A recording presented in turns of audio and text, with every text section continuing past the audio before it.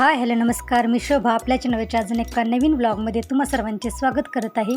आणि ही गॅलरीमध्ये लावलेली मी फुलांची झाडे आहेत, त्यांना छानपैकी फुले आलेली आहेत।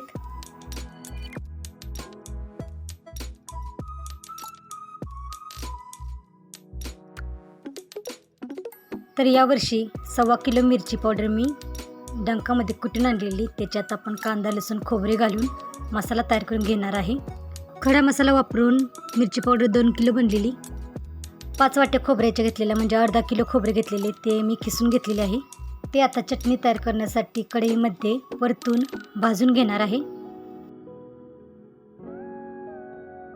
गरम कढईमध्ये किसलेले खोबरे घालून सतत परतून आपण खोबरे भाजून घेणार आहे। तर पहिल्यांदा मोठ्या गॅसच्या आचेवरती 3-4 मिनिटे खोबरे आहे ते परतून भाजून घेतलेले आहे आणि नंतर बारीक गॅसवरती खोबरे सतत असे परतून भाजून घेतलेले आहे। तर असा छानसा कलर आल्यानंतर खोबरे आपण भाजून घेतलेले एका मोठ्या परातीमध्ये काढून घेतलेले आहे। अर्धा किलो लसूण सोलून घेतलेला आहे, तो आपण थोडेसे मीठ घालून मिक्सरमध्ये बारीक करून घेणार आहे। कांदा लसूण आणि खोबरे यांची चटणी तयार करण्यासाठी 1.25 किलो कांदा घेतलेला आहे, तो आपण गरम कढईमध्ये थोडेसे मीठ घालून सतत असे परतून भाजून घेणार आहे।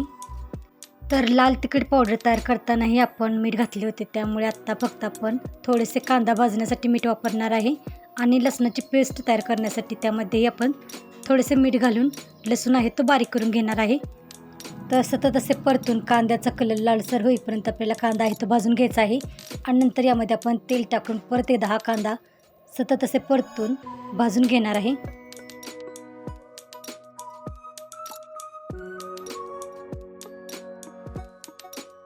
तर अशा पद्धतीने कांदा आपण सतत असे परतून तेल टाकून भाजून घेतलेला आहे। खोबरे आपण मिक्सरमध्ये घेऊन बारीक करून घेणार आहे। लसूण आणि त्यामध्ये थोडेसे मीठ घालून लसूण पण आपण बारीक करून घेणार आहे आणि कांदा भाजून घेतलेला कांदा आहे तोही आपण मिक्सरमध्ये घेऊन बारीक करून घेणार आहे।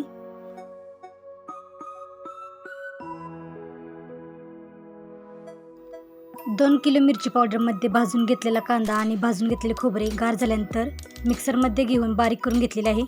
लसूण पण आपण बारीक करून घेतलेला आहे, तो सर्व आपण मिरची पावडरमध्ये घालून दोन्ही हातांनी चांगला मिसळून घेणार आहे।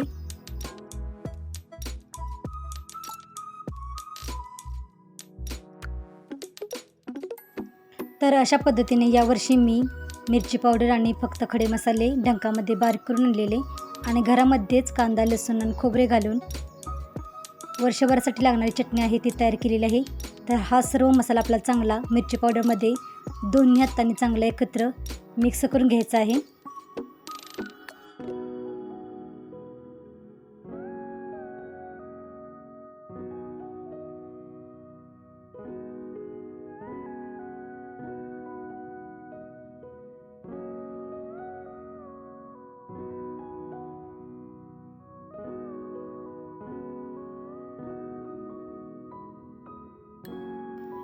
तर अशा पद्धतीने वर्षभरासाठी लागणारी चटणी आहे ती आपण तयार करून घेतलेली आहे।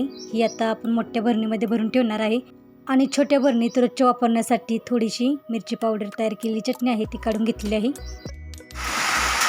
गारावणी पाऊस आणि वारा, वीज पण चमकते।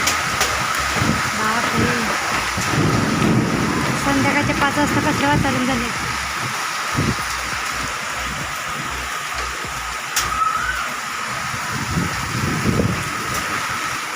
गारा पण पडतात।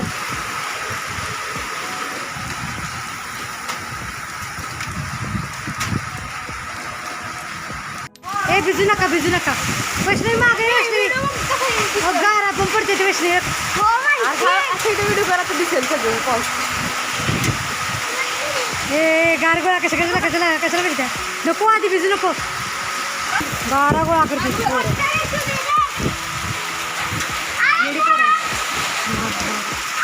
भिजू नका, मागे या। पॉपकॉर्न घेतलेत करायला, तयार पॅकेटपासूनच पॉपकॉर्न तयार करणार आहे।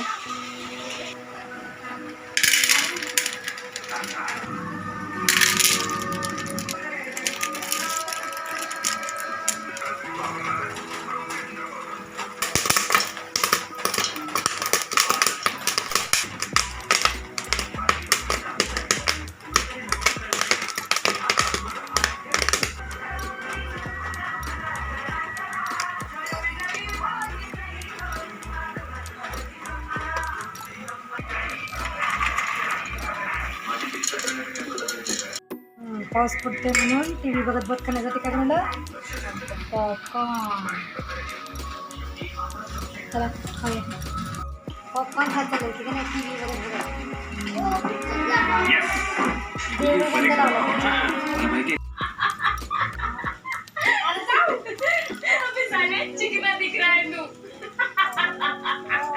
अरे काय करताय.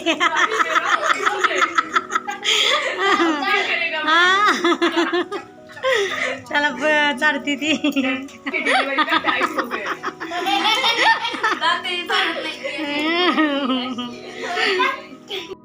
देऊळ बंद मराठी पिक्चर बघत बघत मी पॉपकॉर्न खात आहे. तर आजचा व्लॉग कसा वाटला ते कमेंट करून नक्की सांगा. चॅनलला सबस्क्राईब केलं नसेल तर चॅनलला सबस्क्राईब करा आणि व्याजवेकडून व्लॉग पूर्ण बघितल्याबद्दल धन्यवाद.